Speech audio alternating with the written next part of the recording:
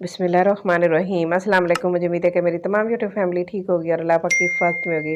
आज मैं आपके साथ शेयर करने वाली हूँ कि कौन सी सब्ज़ी आपके लिए कैंसर का बायस बन सकती है और किस वजह से ये सब्ज़ियाँ कैंसर का बायस बनती हैं। तो ये सारी टिप्स एंड ट्रिक्स आपके साथ शेयर करूँगी। आपने वीडियो को कहीं से भी स्किप नहीं करना।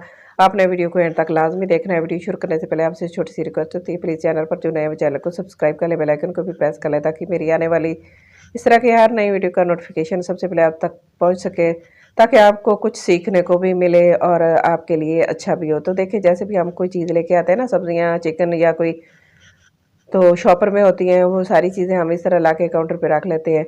तो आपने ना क्या करना है, इनको ना, कुछ मेरी बहनें ऐसी होती हैं जल्दी जल्दी से ना, बच्चे छोटे होते हैं या तंग करते हैं तो फ्रीज़ कर लेती है। तो आपने इनको फ्रीज़ कभी भी नहीं करना चाहिए। जो भी चीज़ ला के रखते हैं ना, तो आपने सबसे पहले काउंटर पे रखनी है और उनको खोलना है नीचे, उनको अच्छी तरह वॉश करना है। वॉश करने के बाद फिर आपने उनको फ्रीज़ करना है। तो कोई सब्ज़ी आपके लिए इस तरह कैंसर का बायस नहीं बन सकती। इसके अंदर जो डस्ट वग़ैरह, मट्टी वग़ैरह होती है ना, वो आपके लिए कैंसर का बायस बनती है। और इसको आपने कैसे रिमूव करना है, बस आपने वीडियो को स्किप नहीं करना है, आपने वीडियो को एंड तक लाज़मी देखना है। मैं आपको आगे चल के बताती हूँ आपने क्या करना है। तो देखिए, मैंने दही भी ली है। दही भी जब जैसे हम लेके आते हैं ना बाज़ार से सालन में डालने के लिए, बनाने के लिए, बिरयानी बनाने के लिए या वैसे, तो इसको ना हम, वैसे तो हम घर में बना लेते हैं ना, अक्सर ऐसे होता है कि दही, और बाज़ार से भी जब लेके आता है ना, जैसे हमने बिरयानी बनानी है जल्दी से, तो फिर हमने ना दही लेके आनी है बाज़ार से। तो शॉपर में कभी भी नहीं रखनी चाहिए ज़्यादा देर। आपने फ़ौरन शॉपर से निकाल लेनी चाहिए। कोई चीज़ भी है ना, आपने शॉपर में डाल के फ्रीज़ नहीं करनी चाहिए। थोड़ा-सा टाइम आप लगा के ना, आप अपनी ज़िंदगी को सेव कर सकते हैं, क्योंकि सेहत है तो तंदुरुस्ती हज़ार नेमत है, और अगर सेहत नहीं है तो कुछ भी नहीं है। तो आपको अल्लाह पाक कोई बीमारी ना लगाए, इस तरह अल्लाह पाक आपको बीमारियों से महफूज़ रखे।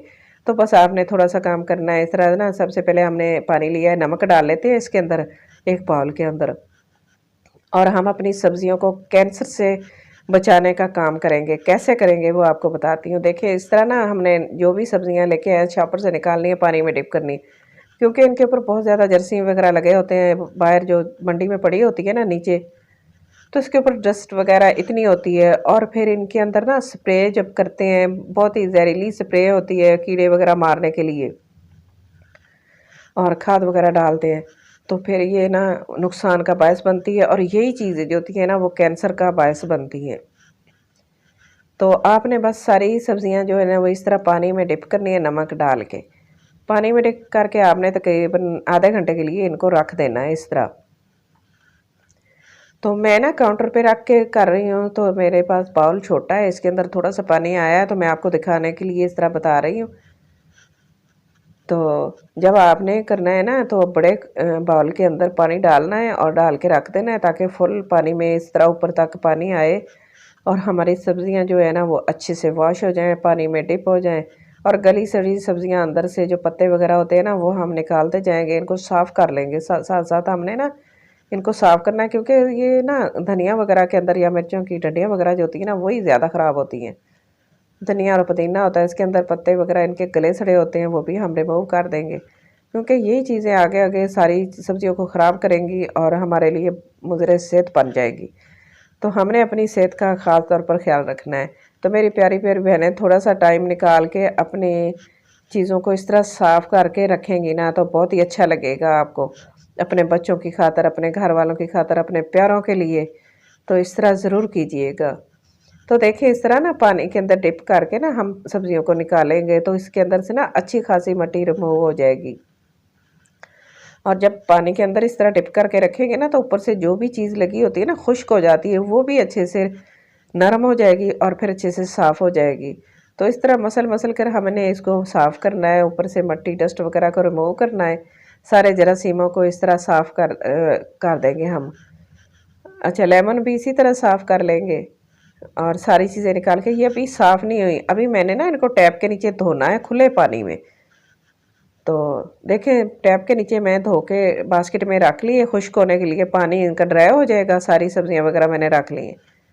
अच्छा, दूसरा काम करते हैं। मैं इसके अंदर पानी डाला है बाउल के अंदर, दोबारा नमक डाल लिया 1 चम्मच, और चिकन डाल दिया। चिकन मैं इस तरह लेके आई हूँ, बड़े बड़े पीसेज लेके आती हूँ, मैं छोटे पीस नहीं लेती, क्योंकि इनको ना धोना, साफ़ करना, वॉश करना अच्छा जल्दी से हो जाता है और अच्छा होता है कि इसके ऊपर जो ब्लड वगैरह होता है वो निकल जाता है। तो मैंने इसको भी आधे घंटे के लिए रख दिया पानी में। तो हम अपनी सब्जियों को इधर एक साइड पे कर लेते हैं। पानी इनका खुश्क हो गया है। जो सब्जियां हमने बनानी है वो एक साइड पे रख लेंगे, कटिंग करनी है, और जिनको फ्रीज़ करना है वो फ्रिज में रख देंगे। कुछ फ्रीज़ कर लेंगे, कुछ फ्रिज में रख देंगे। बस उनको हम इस तरह साफ़ करके रखेंगे ना, तो ये आपके लिए कभी भी कैंसर का बायस नहीं बनेगी। तो चिकन भी मैंने धो लिया है, धो के मैंने अच्छे से साफ़ कर लिया। ब्लड वगैरह जो होता है ना इसके ऊपर से वो सारा उतर जाता है। तो इसके ऊपर जो बैक्टीरिया वगैरह होते हैं वो भी सारे साफ़ हो जाते हैं। कभी भी इसको ना इस तरह जैसे लेके आते हैं ना उस तरह ब्लड वगैरह लगा होता है, तो फिर वो रखेंगे तो वो इसके ऊपर बहुत ज़्यादा बैक्टीरिया होते हैं। तो मैंने ना कुछ चिकन ये जो है ना मैंने अच्छे से साफ़ किया, इसको मैंने फ्रीज़ कर लेना है, और बाकी ये जो है ना इसको मैंने काट के ना फिर आप इसको सालन वगैरह बनाएंगे तो इसको अपने मर्ज़ी से पीसेस कर लूँगी।